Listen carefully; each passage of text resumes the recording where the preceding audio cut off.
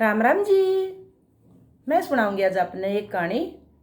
इस कहानी तभी हमने एक शिक्षा मिलेगी, तो आप मेरी कहानी सुनियो।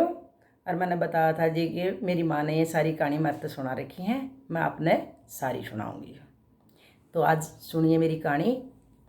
एक राजा हुआ है, एक नगरी का एक राजा हुआ है, और एक दिन उसके वरण आ गए एक साधु भीख मांगण आ जावे है।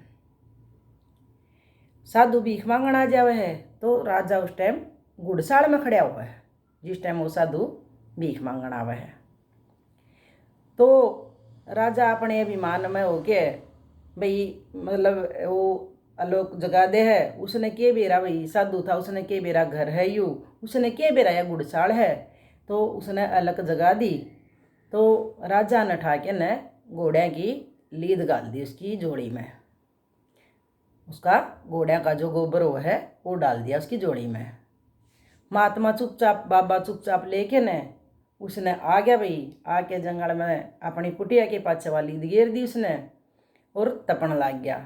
महात्मा भाई सच्चा था, सच्चा साधु था, और वो तपन लग गया। कुछ दिन हो गए भाई तपते तपते। एक दिन राजा शिकार खेलन चला जावे, शिकार खेलन चला जावे है। खेलदा खेलदा खेलदा खेलदा राजा उस महात्मा की कुटिया दौरे पहुंच जाए।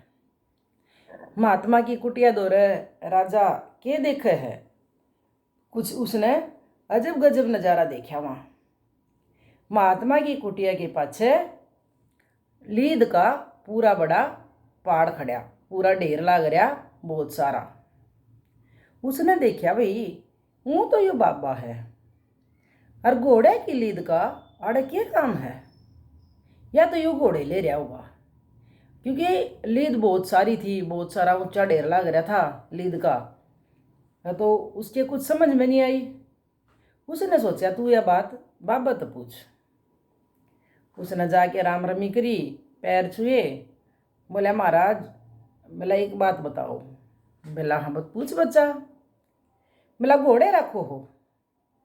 बोला ना भाई घोड़िया कार महाराज मारा के काम, हम तो साधु बंदे हाँ, हम तो भाई रूखा सूखा भीख मांगा और खावा, दो रोटी मिल जाए वही बतेरी हमने, तो हमने घोड़ा तक के लेना देना।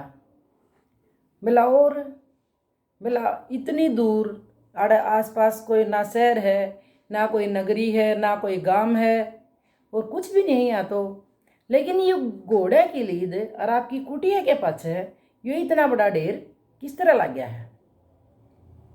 मेरे यह बात समझ में नहीं आ रही, मैं यह जानना चाहूँ। वो बाबा हंसन लग गया। बोला महाराज हंसो ना, और मैंने इस बात का बताओ के चक्कर है यो। वो बोला महाराज के बताऊँ तने। बोला फिर भी बता दो। बोला या किसी न दे रखी है भाई, किसी ने भीख में दे रखी है मेरे तो, या किसी के बारे ने भीख मांगने गया था मैं, और उसने यार मेरे तो भीख में दे रखी है। बोला इतनी सारी भीख में दे रखी है महाराज।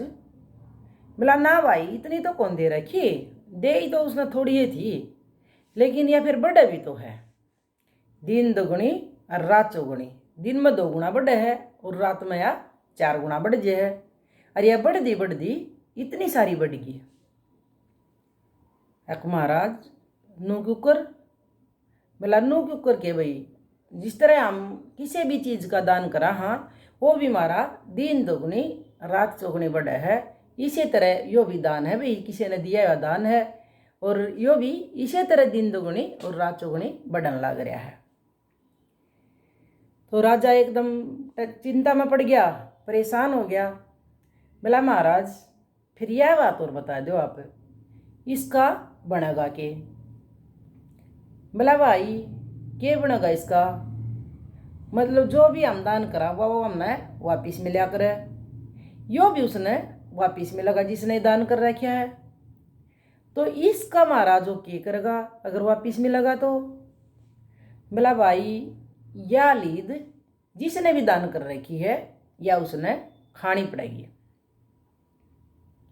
राजा तो एकदम चकरा गया, राजा तो टेंशन में पड़ गया, भाई इतनी सारी लीद और खानी पड़ेगी।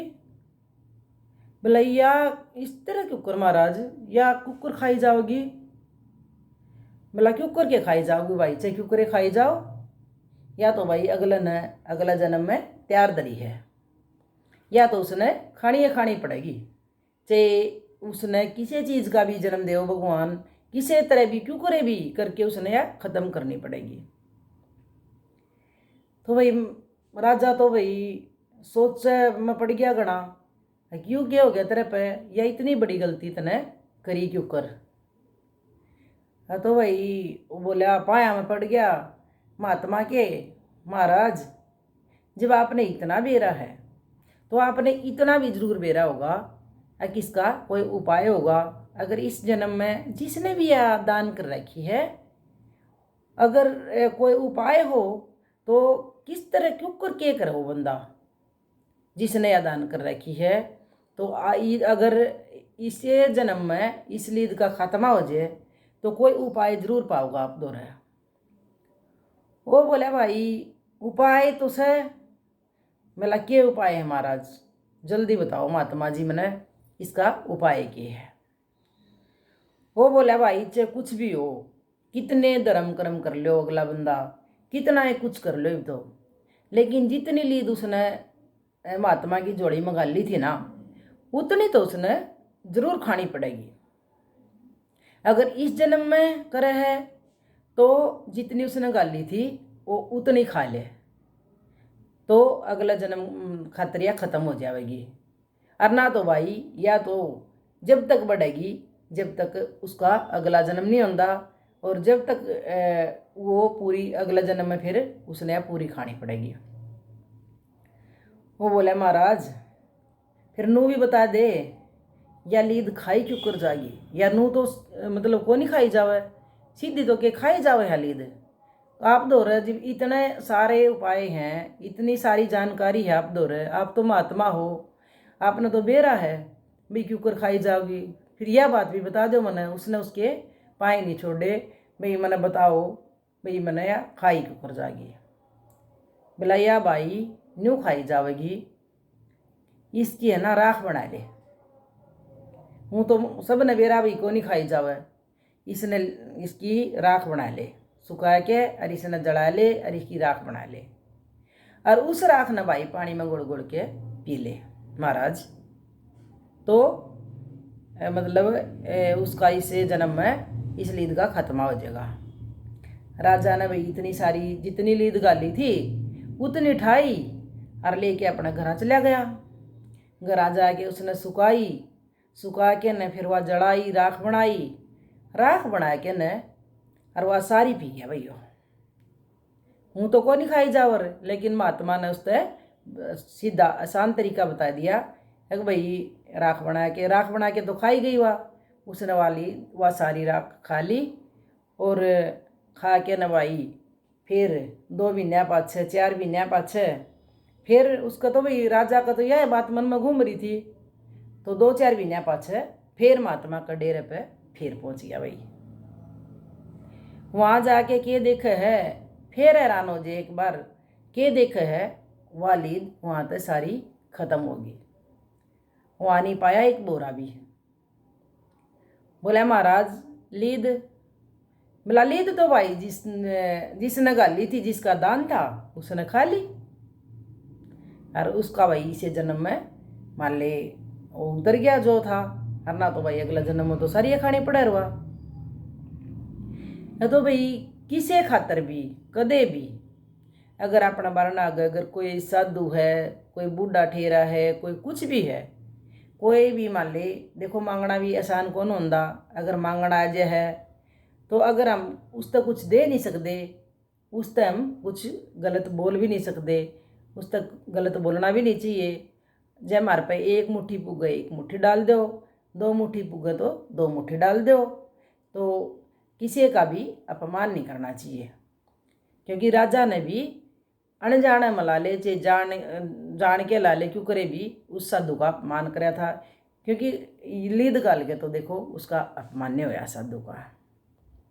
तो यह थी तो कहानी भाई, किसी का भी अपमान नहीं करना चाहिए। अगर हमारे पास जितना दान बने उतना कर दें हम, भगवान ये नहीं कहता अग भाई मतलब इतना भी मन करो, 4 मन करो, 6 मन करो, ये नहीं कहता। जितनी हमारी श्रद्धा हो उतना हम दान कर दें। वरना अगर कोई मांगने वाला आ गया 2 मुट्ठी नहीं तो उसको 1 मुट्ठी डाल दें। तो भैया तो थी मेरी कहानी। आपने मेरी कहानी किसी लगी बताइए आप। धन्यवाद आपका। और कहानी पूरी सुनियो भाई, पूरी कहानी सुने बिना मज़ा नहीं आता और ना कहानी का बेरा लगता। धन्यवाद आपका।